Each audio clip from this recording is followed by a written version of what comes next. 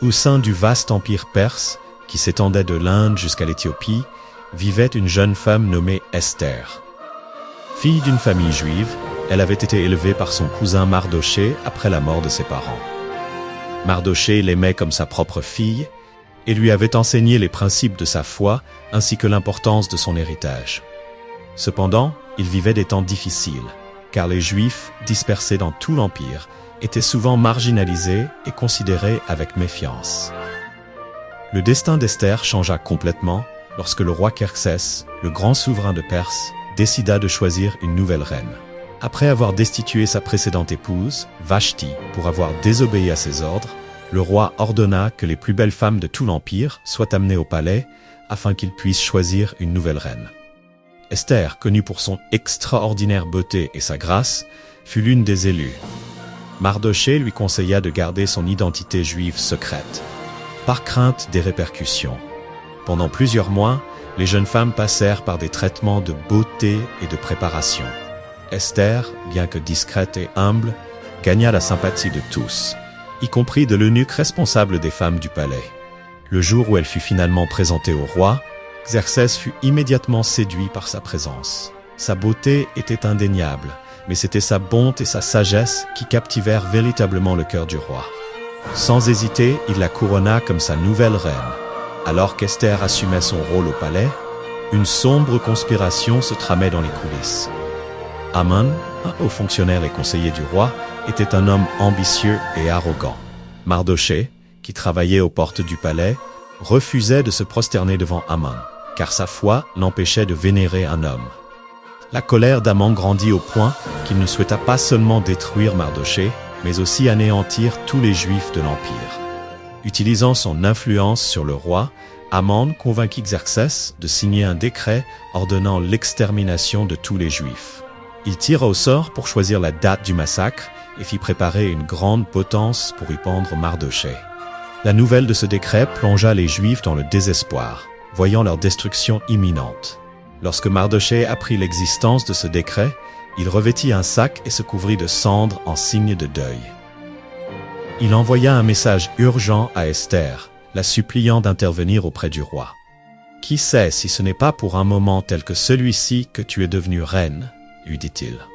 Esther savait pourtant que s'approcher du roi sans y être invitée pouvait signifier sa mort. La loi perse était claire. Quiconque se présentait devant le roi sans y être convié était condamné à mort, à moins que le roi n'étende son sceptre d'or en signe de pardon. Malgré le danger, Esther prit une décision courageuse. Elle demanda à Mardochée de rassembler les Juifs pour qu'ils jeûnent et prient pour elle pendant 3 jours, tandis qu'elle faisait de même au palais. Après cette période, Esther, vêtue de ses habits royaux, s'approcha du trône du roi. Le cœur de tous ceux qui l'observaient s'arrêta un instant. Un silence pesant régnait dans l'air, jusqu'à ce que finalement, le roi étende son sceptre d'or vers elle, l'invitant à s'approcher. « Quelle est ta demande, ma reine ?» demanda Xerxès. « Même si c'est jusqu'à la moitié de mon royaume, je te l'accorderai. » Esther, faisant preuve d'une grande sagesse, ne dévoila pas immédiatement sa requête. À la place, elle invita le roi et Haman à un banquet spécial. Curieux, le roi accepta l'invitation et Haman, se sentant honoré d'être aux côtés de la reine et du roi, était aux anges.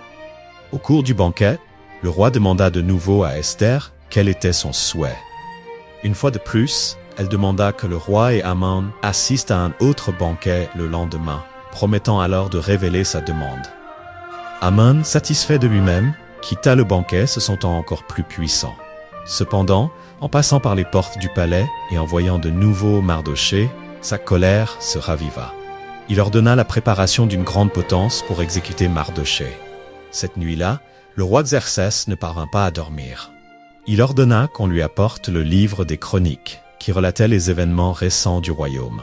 En écoutant la lecture, il découvrit que Mardochée avait déjoué une conspiration visant à assassiner le roi, mais qu'il n'avait jamais été récompensé pour cela. Intrigué, le roi demanda ce qui devait être fait pour honorer un homme qui avait sauvé la vie du roi. Le lendemain matin, alors qu'Haman entrait dans le palais pour demander au roi la permission de pendre Mardochée, Xerxès l'interrogea. « Que va-t-on faire pour un homme que le roi souhaite honorer ?» Pensant que le roi parlait de lui, Haman suggéra que cet homme soit vêtu des habits royaux, monté sur le cheval du roi et conduit à travers les rues de la ville avec quelqu'un proclamant « Voici ce que fait le roi pour l'homme qu'il souhaite honorer ». À sa grande surprise, le roi ordonna à Haman de faire exactement cela pour Mardochée. Humilié, Haman fut contraint de guider Mardochée à travers les rues de Suse, proclamant son honneur. L'humiliation d'Haman fut totale. Mais il croyait encore que son plan d'exterminer les Juifs réussirait. Lors du second banquet, le roi demanda de nouveau à Esther quelle était sa requête. Finalement, avec courage et détermination, elle révéla la vérité. « Si j'ai trouvé grâce aux yeux du roi, épargne ma vie et celle de mon peuple, car nous avons été vendus pour être exterminés. » Le roi, choqué, demanda « Qui a osé faire une telle chose ?» Esther répondit « L'ennemi et l'oppressant est cet homme, Haman. » La colère de Xerxès fut immédiate et implacable. Il quitta furieusement le banquet pour se rendre dans les jardins du palais. Haman, terrifié, supplia pour sa vie devant Esther. Mais lorsque le roi revint et vit Haman allongé près de la reine, sa fureur augmenta encore. « Va-t-il même attaquer la reine en ma présence ?» s'écria le roi. L'un des eunuques présents informa le roi au sujet de la potence qu'Haman avait fait préparer pour Mardochée. « Qu'on y pende Haman !» ordonna Xerxès. Ainsi, Haman fut exécuté sur la même potence qu'il avait préparée pour son ennemi. Bien qu'Haman fût mort, le décret qu'il avait rédigé était toujours en vigueur, car les lois perses ne pouvaient être révoquées. Esther se rendit de nouveau auprès du roi et le supplia de sauver son peuple. Xerxès permit alors à Mardochée et Esther d'écrire un nouveau décret autorisant les Juifs à se défendre contre toute attaque, le jour prévu pour leur destruction. Le jour venu, les Juifs s'unirent et vainquirent leurs ennemis dans tout l'Empire. À Suse, la capitale, ils tuèrent 500 hommes, y compris les 10 fils d'Haman. Dans tout le royaume, 75 000 de leurs agresseurs furent tués. La victoire fut totale, et le peuple juif fut sauvé de la destruction. Pour célébrer cette grande délivrance, les Juifs instituèrent la fête de Pourim, célébrée jusqu'à ce jour comme un jour de joie, de festin et d'échange de cadeaux. Pourim est un rappel éternel que même dans les circonstances les plus sombres, la justice et la vérité finissent par triompher. Esther, la courageuse reine, montra que même face à un danger mortel, la foi et la détermination pouvaient changer le cours de l'histoire. Son courage non seulement sauva son peuple, mais aussi laissa un héritage d'espoir et de délivrance qui serait rappelé pendant des générations. Ainsi, dans les moments de défi, nous sommes rappelés que, parfois, nous sommes appelés à agir non pour notre propre bénéfice, mais pour le bien de nombreux autres. Le véritable courage se manifeste lorsque nous décidons de lutter pour ce qui est juste, même lorsque le chemin est périlleux et incertain. Esther, en prenant cette décision difficile de se présenter devant le roi sans y être invitée, nous rappelle que la vraie bravoure consiste à agir malgré nos peurs et nos incertitudes. Elle savait que le poids de son peuple reposait sur ses épaules, et malgré le danger, elle a choisi de faire face. Son histoire est un exemple frappant de foi en des moments de grande adversité. Mardochée, de son côté, symbolise la persévérance et la sagesse. Bien qu'il ait refusé de se prosterner devant Haman, en se tenant fermement à ses principes, il a su guider Esther avec discernement.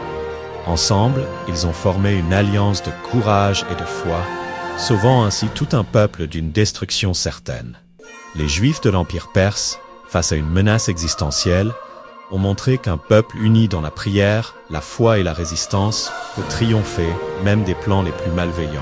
Leur libération a été célébrée non seulement par la fête de Pourim, mais aussi à travers les générations, comme un rappel que la justice, le courage et la foi peuvent surmonter les obstacles les plus insurmontables.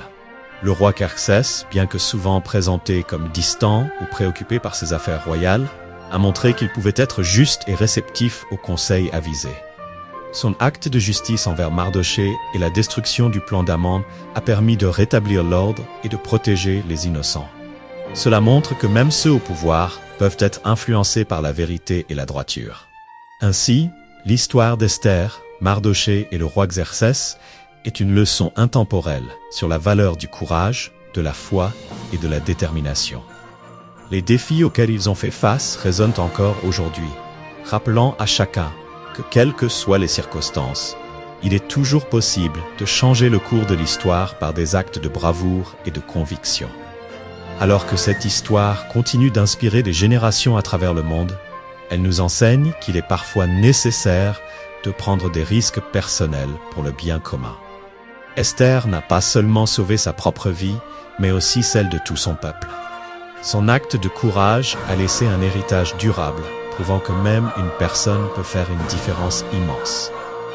Pour tous ceux qui entendent cette histoire, elle est une source d'inspiration pour défendre la justice et la vérité, même lorsque cela semble difficile ou dangereux.